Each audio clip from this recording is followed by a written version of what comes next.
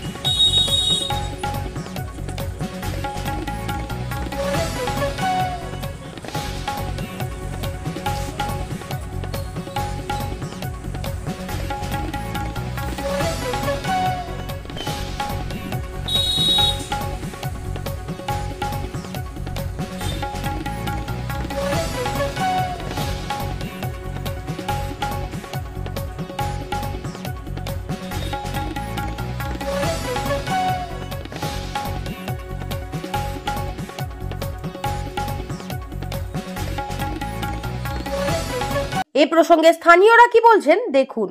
মনে হচ্ছে যে জলের প্রেসারটা খুব বেশি হয়ে যাচ্ছে, হ্যাঁ ঠিক আছে, সেই জন্য ফেটে যাচ্ছে। আর এর আগেও একবার হয়েছে, মাঝখানেক আগে এরকম হয়েছে, সেই 7 দিন আগে হয়েছে, সেটা অল্প দেখেছিল। কিন্তু এবারে এত বড় ধস ফেটে গেছে, এটা রাস্তাটা খুব মানে এমার্জেন্সি রাস্তা আছে, অ্যাম্বুলেন্স গাড়ি কি নেই, সব যাচ্ছে, স্কুল কলেজ সব স্কুল যাচ্ছে, কিন্তু সে কাজ হচ্ছে না। আমিও দিদিকে ভালোবাসি, আমি দিদির সব কাজ করি, কিন্তু লোক ভালো কোথায়, সব ব্যানার ভালো, লোক খারাপ হয়, এই হচ্ছে কথা। লোক কাজ করতে চাইলে সেই লোককে দিয়ে করাতে হবে, ভালো লোককে। এত বড় ধস হয়েছে, কেউ এসছিল মেয়র বা কাউন্সিলর? মেয়র তো আমার জানাশোনা আছে, আমি মেয়র এসছিল, সেটা আমি দেখিনি, এখন তো দেখতে পাচ্ছি না। কি চাইছেন? মুন্না আগরওয়াল আমার বন্ধু হয়। কি চাইছেন? কি চাইছেন? আমি চাইছি ভালো কাজ করবে, লোকের যাতে ডিস্টার্ব না হয়, সেটা রক্ষণাবেক্ষণও দেখতে হবে। বিজেপির উত্তর মণ্ডলের সভাপতি গোপাল চৌবে কি জানালেন শোনাবো। প্রথমেই বলবো, এই 10 দিন আগে ধস নেমেছে, যাই হোক চেয়ারম্যান, 1 নম্বর বড় চেয়ারম্যান ওম প্রকাশ মাহাতো, ইনি দৌড়াদৌড়ি এসে কাজ স্টার্ট করেছেন, ঠিকই আছে। কিন্তু দেখুন, ওপর নেতৃত্ব, অ্যাকচুয়ালি ঘটনা হচ্ছে এটা টোটালটাই বলবো আমি কাটমানি। কেন কাটমানি?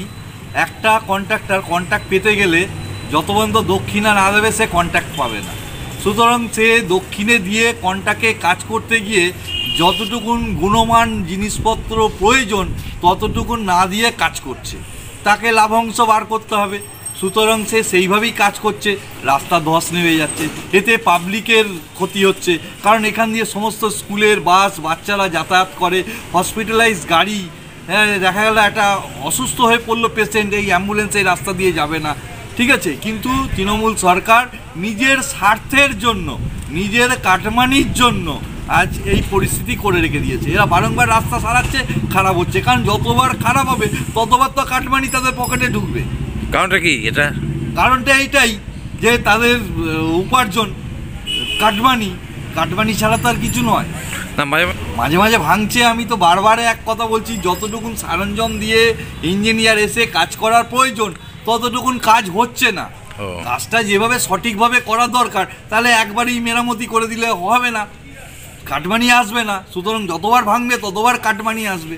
অন্যদিকে চন্দননগর পৌর নিগমের 3 নম্বর ওয়ার্ডের কাউন্সিলর গীতাঞ্জলি শেঠ কি বললেন দেখুন। বলবো, কারণ এইটা ধরুন, এই যে সুয়ারেজ লাইনটা, এটা ফরাসি আমলের, এরপর বাম আমলে একবার রিপেয়ার হয়েছিল এবং কাজও হয়েছিল, কিন্তু তখন সুয়ারেজের যে বড় বড় মোটা মোটা পাইপগুলো তার মাঝখানে ফাঁক রেখে দেয়, সেই সময় ঠিক মতো কাজটা হয়নি।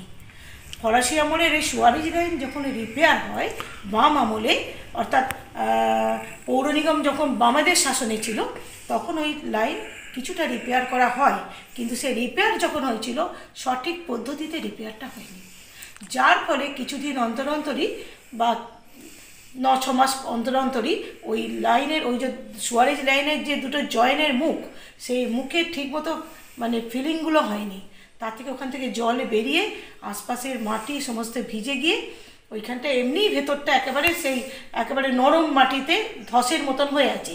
এরপর ধরুন আমাদের এই এলাকা জগদ্ধাত্রী ঠাকুরের প্রসেশন যায় এবং ভারী ভারী যখনই লরি টরি যায় তখন ওই ভেতরের ভিজে মাটি বসে যায়। তা এই ব্যাপারটা আমরা কিন্তু অনেক দিনই লক্ষ্য করেছি এবং যখনই এটা হয় তখন ইঞ্জিনিয়াররা ওইটা খুঁড়ে, গত সপ্তাহতেই এটা হয়েছিল, খুঁড়ে করে সেই সময় আমাদের বলেছিলেন যে দেখুন দিদি, আমি বলি এটা বারবার হচ্ছে কেন? ওনারা তখন বলেছিলেন যে দেখুন দিদি, এই যে সুয়ারেজ লাইনগুলো আছে এর ফিলিংগুলো ঠিক নেই বলে এখান থেকে জল নেই কেন না, এর আগে যখন রিপেয়ার হয়েছিল তখন এইরকমভাবেই করেছিল, ঠিকমতো সঠিক পদ্ধতিতে কাজটা সেই আমলে করা হয়নি। তা এখন তার ফল ভোগ করছি আমরা অর্থাৎ চন্দ্রনগর পৌর নিগম এখন তার ফল ভোগ করছে। এই যে ধস নামে তখনই আবার ইঞ্জিনিয়াররা আসেন, বড় বড় সকেট দিয়ে সেই সব লাইনগুলো ফিলিংটা ঠিকঠাক করে করা হয়। আজ এখানে হচ্ছে, তার হয়তো আবার 9 মাস বাদে দেখবো, 6 মাস বাদে দেখবো আরেক জায়গায়। আপনি তো এলাকার কাউন্সিলর, আপনি গেছিলেন দেখতে? হ্যাঁ, কালকে রাত্রি 1:30 অবধি ছিলাম, পরশু দিন রাত্রি 12:30 অবধি ছিলাম, কারণ রাত্রি 10টার পর থেকে কাজটা শুরু হয়। আচ্ছা, এ পাবলিক বলছে কাটমানি জন্য এসব হচ্ছে।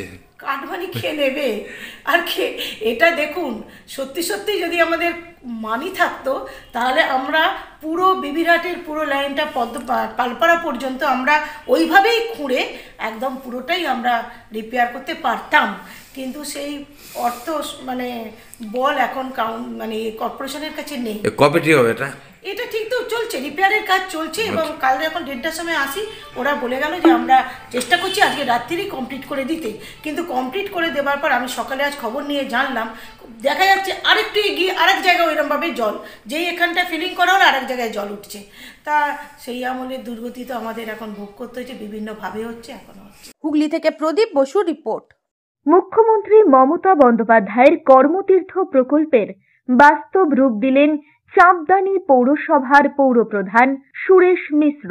হুগলি জেলার চাঁপদানি ইন্দিরা ময়দানের সংযোগস্থলে এই কর্মতীর্থ বিল্ডিং এ মোহন বৈঠার দোকানে আপনি পাবেন স্বদেশী detergent powder, liquid powder, white ও black phenyl, round bar, hand wash, dishwash liquid, পিটি ক্লিনার, ডিশওয়াশ রাউন্ড বার ইত্যাদি যাবতীয় দ্রব্য হোলসেল ও সব রকম পরিষেবায় অত্যন্ত কম দামে পাওয়া যাবে। চাঁপদানি পলতাঘাট বাসস্ট্যান্ডের পাশেই কর্মতীর্থ। যোগাযোগ করুন 9903090695 এই নম্বরে।